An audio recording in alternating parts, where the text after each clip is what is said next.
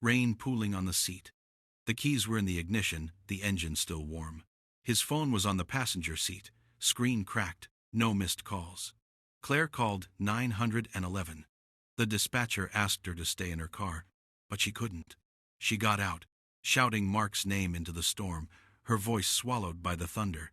She walked to the edge of the bridge and looked down at the churning water below. She said later she thought she saw something, a shape in the current. But when the lightning flashed, there was nothing. The police arrived at midnight. They searched the bridge, the riverbanks, the woods on either side of the road. They brought dogs, flashlights, a dive team by morning. They found nothing. No body, no footprints leading away from the truck, just mud, rain, and the dark water rushing underneath. But there was something. A detective named Sarah Mullins noticed it first.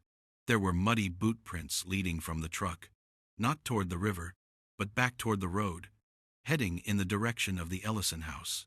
They were fresh. The rain hadn't washed them away yet. Size 11, the same size Mark wore. But here's the thing.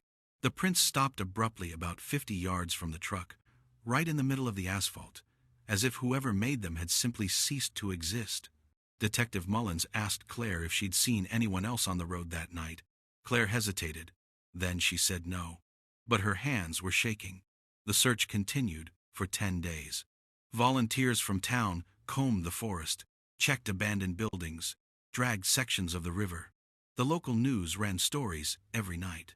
Beloved teacher missing after storm. Community rallies as hope fades.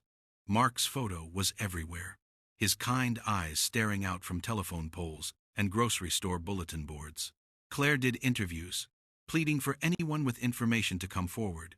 She looked exhausted, her face pale, her voice barely above a whisper. People felt sorry for her. Some brought casseroles, others offered prayers. But a few people started to wonder, why had Mark left that night? What was he doing at the bridge? And why did Claire seem so distant? On day 12, the police found something in Mark's shed, the one he'd mentioned in the voicemail.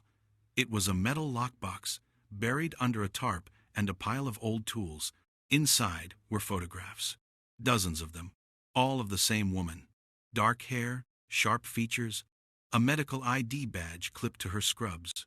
Her name was Naomi Garrison, and according to official records, she'd been missing since 2009.